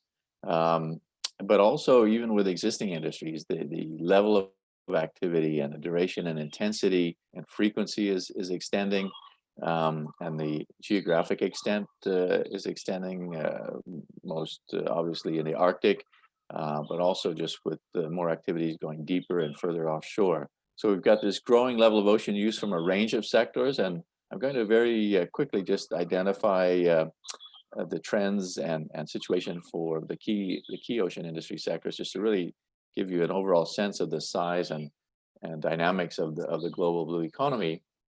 And all of this, though, of course, has been affected by the incredibly unprecedented effects of COVID-19. And so the data I have doesn't reflect that most current effect on industry activities in 2020. But to look at each of these sectors as they will likely pick up again and continue these trends. So starting with shipping and the size of shipping with 50,000 and more current data is something like 80,000 vessels in the global trade, and you can see the trend lines in these two graphs and the extent that shipping is growing and will likely continue to grow as the economy gets back on track again after COVID-19. Within the shipping maritime sector, then we have the cruise industry, which was an incredibly strong and steadily growing sector until this year, and which, as I'm sure you all know, has been devastated by the shutdown due to COVID-19. And it'll be very interesting and important for many coastal communities to see how this industry recovers and picks up again after this after the effects of COVID-19 on the sector start to become ameliorated. Very likely it'll be a slow pickup, but hopefully there'll be an increase in this industry as things correct themselves. Aquaculture, as many of you hopefully know, has been one of the fastest, if not the fastest, food production system, growth in food production system for many years now, and is now over 50% of seafood production, and moving further offshore and into deeper waters with bigger infrastructure. So a very, very important part of the use of the ocean and the provision of protein, especially for many developing countries and small island states. Fisheries has leveled off a number of years ago in terms of the amount of biomass that's being harvested, but moves further offshore, as you can see from those maps on the left, moving into deeper waters and further offshore. And so it continues, of course, to be a very, very important part of the economy for many countries, with millions of 3 to 4 million fishing boats, and many, many jobs and many, many livelihoods associated with the fishing, with fisheries. If we move into the energy sector, offshore oil and gas continues to be an important part of the non-renewable energy sector, with growth continued, or certainly a good percentage of oil and gas to come from offshore areas for many years into the future. This is affected, of course, by market prices and energy demand, all of which has changed this year quite a bit. But it's certainly a part of what do we need to think about in terms of the overall ocean economy. In the renewables, offshore wind has been a an incredibly important new part of the ocean economy with the sort of growth you see in the graph on the left, especially in Europe, especially with the fixed monopiles, as you see here, the sorts of entities, infrastructure that's attached to the bottom, but this floating offshore will become an important part of the market moving forward, as you can see by the graph on the lower right. And many new parts of the world are starting now to really pick up their involvement in offshore wind, especially Asia, the Northeast US, here in my home state of Hawaii, and other parts of the world. And this will be continue to be a very important area of growth, and important part of the low carbon future, energy future of the planet. Also, part of that low carbon energy future is wave, tidal, and current energy, as yet still very much in the prototype stages, but enormous potential if you look at the numbers here. And we will all hopefully see this growing in the future as the technology gets worked out and overcome some of the challenges that it's been facing in these energy sectors. Right now, we are all able to be in contact because of the submarine cable industry, which links us all with more than 1.2 million kilometers of cables, and providing the basis for 98% of international internet traffic. And this continues to be an important critical infrastructure to the modern economy, with growth and new cables being established around the world, especially as social media continues to boom, and really is essential now to the way we all, of course, communicate, and way financial data and other data gets transferred around the world. Much more basic and long-standing is, of course, the role of ports and coastal infrastructure, and infrastructure development, being an essential backbone to the maritime trade, to tourism, to aviation, even in many coastal and low-lying and island states, as areas are built up, and the port infrastructure provides that gateway for all of the goods and materials that come in on that in relation to that shipping figure that I presented earlier. 90% of global trade moves by maritime transport, by shipping.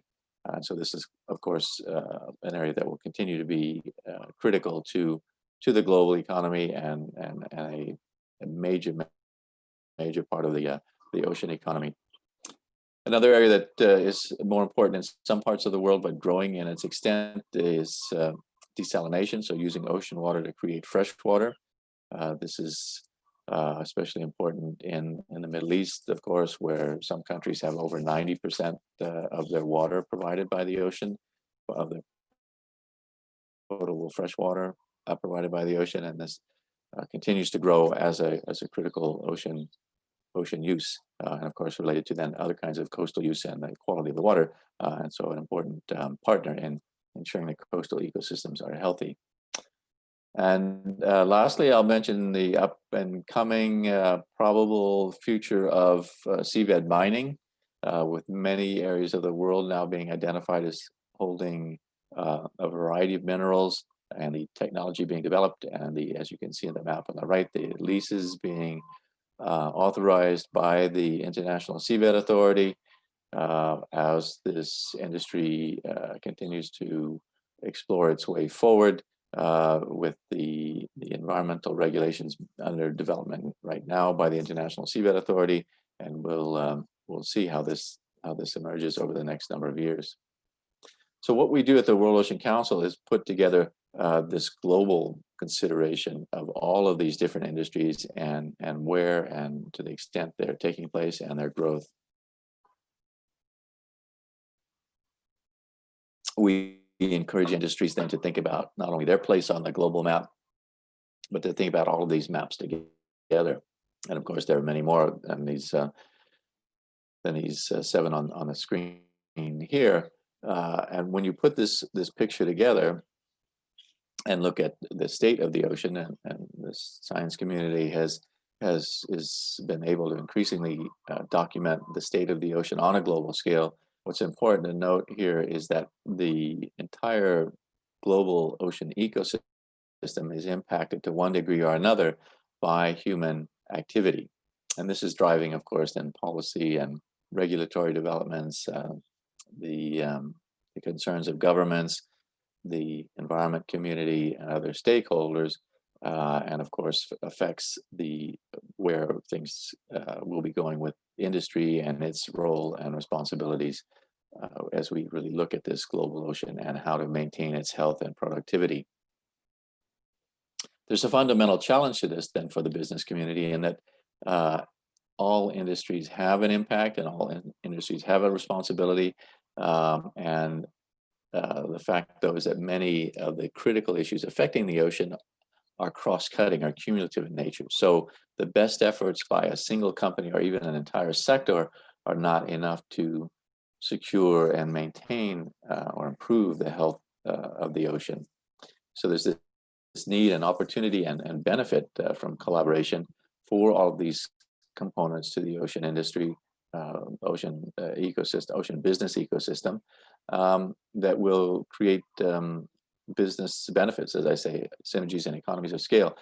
Unfortunately, there had not been a structure or a process to bring together all of these diverse ocean industries to create the kind of leadership and collaboration and action that was necessary.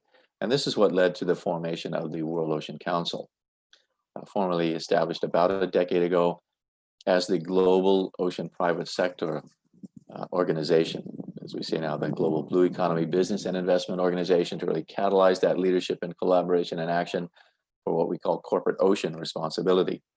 So we've been at the World Ocean Council growing this community of practice and this organization that brings together all of these different sectors.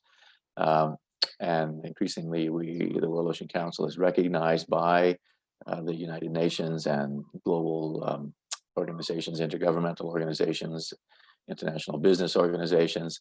We have members, we have many hundreds of companies we actively work with. We have now over 35,000 in our global network of ocean industry and investment stakeholders, and bringing this global community together to focus on this goal of a healthy and productive global ocean and its sustainable use and stewardship. And as I was mentioning, there are business benefits, business drivers for this, such as helping ensure access and social license for responsible use of the ocean, synergies and economies of scale through collaboration, and overall this key business interest in stability and predictability in the operating environment. And so these are the kinds of drivers for business interest. And as mentioned, this is really, the World Ocean Council has become increasingly accredited or approved or forming partnerships with a whole range and growing number of international organizations as the recognized global business organization for the ocean. We work in across a wide variety of broad areas, cross-cutting framework areas, we call them. Obviously, with the Sustainable Development Goals, that now provides a framework for focusing a lot of our efforts. We engage the innovation community in a network of accelerators, incubators, and challenge competitions, what we call the Global Blue Economy Innovation Network.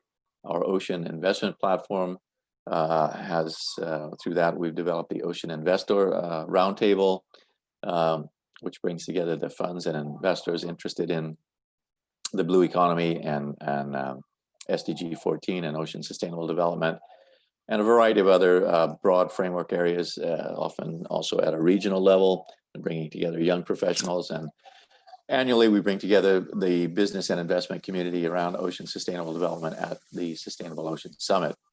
And the next Sustainable Ocean Summit will be coming up in early December as a virtual event. And happy to have any of you involved in that as that comes together.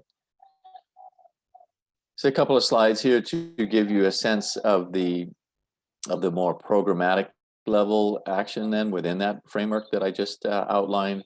We work across bringing together the global ocean business community around a series of action areas related to sustainable development and responsible ocean economic activity that have been identified and emerged as we have been bringing together this global cross-sectoral business and investment community. So key priority areas include working on engaging business and industry on ocean governance and policy, particularly the UN Convention on Law of the Sea, or UNCLOS, especially the current development of the Biodiversity in Areas Beyond National Jurisdiction Treaty, the BB&J Treaty, but also working on the Convention on Biological Diversity to ensure industry involvement there, climate change and other areas, more at a national and even local scale, ensuring industry is engaged in marine spatial planning, particularly helping to address cross-sectoral conflicts and turn those hopefully into synergies, for example, between the offshore wind industry and fisheries, where there are conflicts and misunderstandings in how to share ocean space. A series of cross-cutting operational issues such as biofouling and invasive species, marine sound or ocean noise, the issues of plastics and waste and marine debris, and the need for port reception facilities for the ocean industries. We work to bring together the diverse sectors that are involved in those various issues. Food security with fisheries and aquaculture, obviously a key area for working on the health and productivity of the ocean that is relevant to all sectors, so that we have a healthy marine ecosystem that can support fisheries and aquaculture. In a series of broader areas that are important to all ocean industries, disaster reduction, especially port infrastructure and coastal infrastructure adaptation and resilience, which is a key issue in relation to extreme weather events and also climate change, sea level rise within the context of climate change, but also more broadly in relation to climate change. We have been engaging now the business and investment community around carbon dioxide removal and what's called ocean negative emission technologies, or ocean nets, to carefully explore how the ocean can be used as a key, the biggest ecosystem that can sequester carbon. So very challenging, important, and somewhat sometimes controversial considerations there that are important to look into. Related to this, of course, as mentioned, ensuring that the ocean is providing low carbon energy as much as possible and as quickly as possible through the sorts of technologies and sectors that we've talked about: wind, wave, tidal, current energy.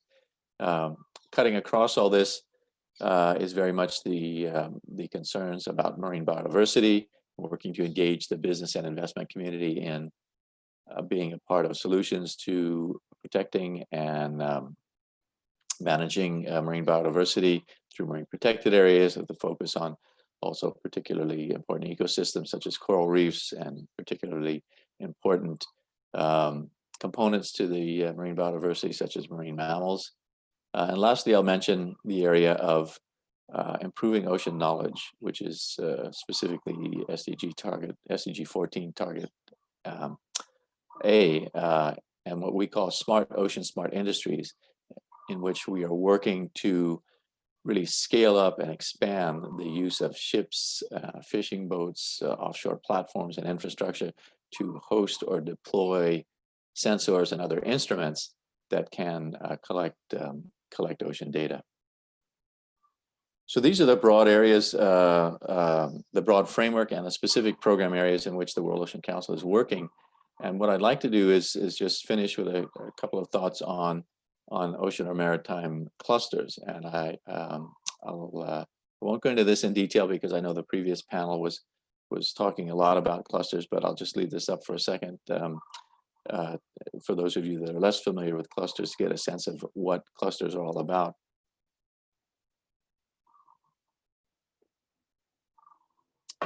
And the important point here is that clusters can and should play and must play a role in advancing ocean sustainable development.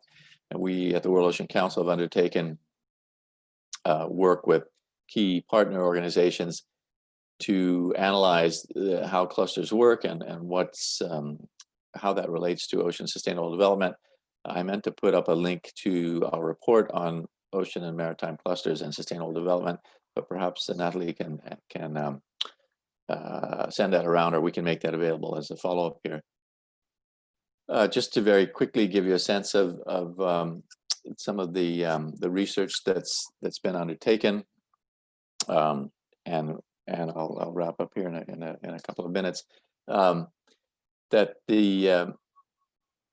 this intersection between innovation, competitiveness, productivity and profit, and environmental impact or beneficial environmental effects. This is where the research, the analysis took place, looking at these areas and how they intersect and what this means to the development of clusters. And really looking at how sustainability and sustainable development and economic benefits can be interwoven by clusters through strategies that really look at the intersection of those three areas that were mentioned on the previous slide, and really combining purposeful efforts on innovation and competitiveness, as well as achieving environmental benefits.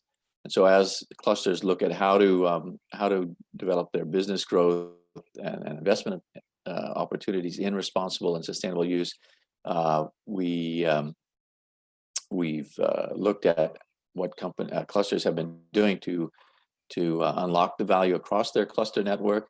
And with some of the key points coming out, that there's opportunity, especially to improve existing practices in the current key industries in a given cluster, and then also to be thinking about the kind of up and coming maritime areas such as clean technology that really are specifically targeting, and renewable energy that are specifically looking at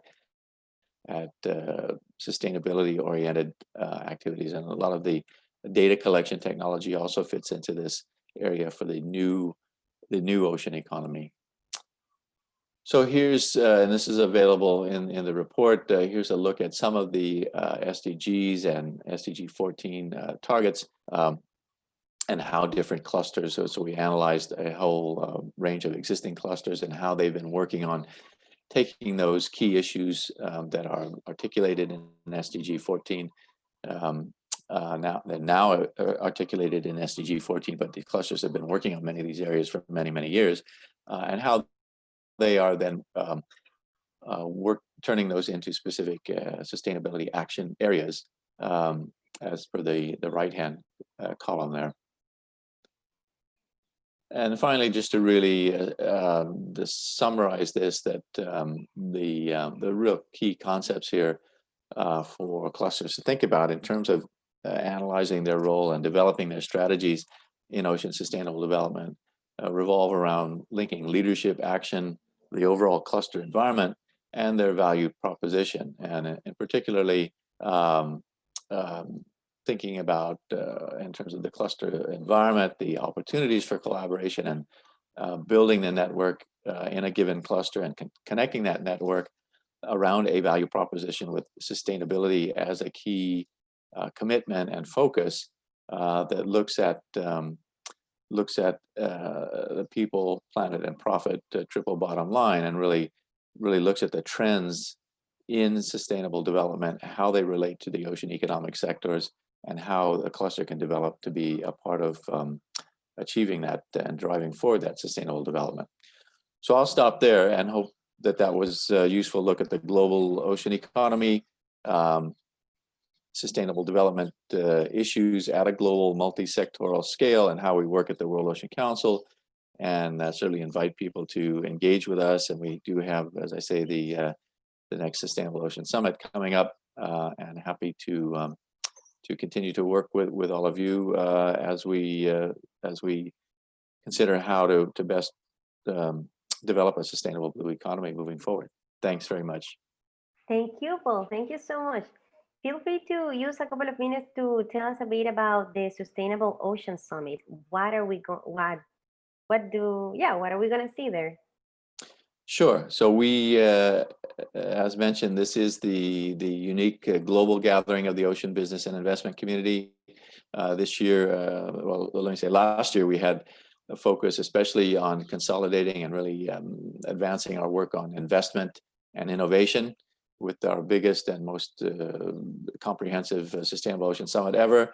This year, of course, like so many of us, we're having to develop a virtual conference and scale it back a bit. So we'll be focusing on some of those key topics I've mentioned around global governance with the Law of the Sea, treaty negotiations, around investment, again, as a key focus session, our work in the science and data collection, linking that to the UN Decade of Ocean Science, and a few key topic areas that are particularly active right now, such as biofouling and invasive species, and a number of others. And so we're adding on sessions right now, and in fact, we'll hopefully be adding on in partnership with UN agencies, a high-level session or side event on small island developing states and the blue economy.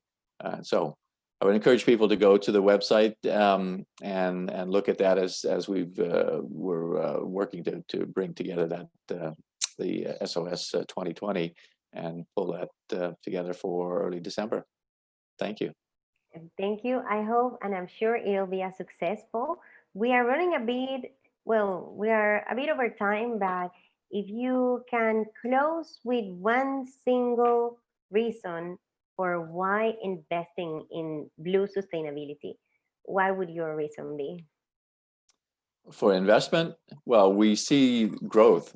And so we, through our Ocean Investor Roundtable, we are really seeing that this interest in the blue economy, the various sectors and their growth, and linking that growth to sustainable and responsible business development is an opportunity.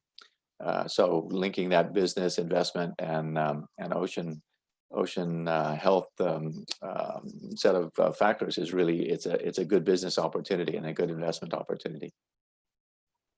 Well, thank you, Paul. Thank you so much, and I invite everyone to visit www.oceancouncil.org and register to attend the summit. So this was the last of our talks. So Vicky, if you can come back to stage and say goodbye and invite people also to attend the rest of the days of the Climathon, that would be great. Can you see me now? Yes, we can see you. Yes. We can see you and we can hear you.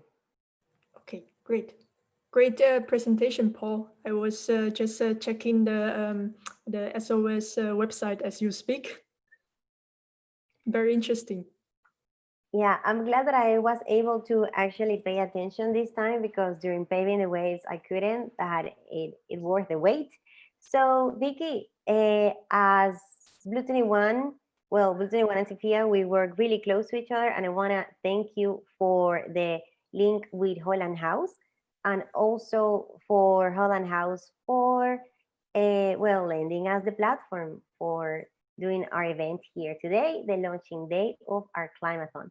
So thank you, and I hope to see, oh, someone is raising the hand here. I don't see, yeah, Natalia, someone is raising the hand. I don't know if that was a question for Paul, or, well, I hope we see you tomorrow at the Climathon, and thank you.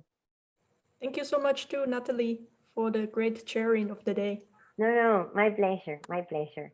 Thank you for your great presentation. Thanks. Thank you all for joining. Bye. See you tomorrow. Bye.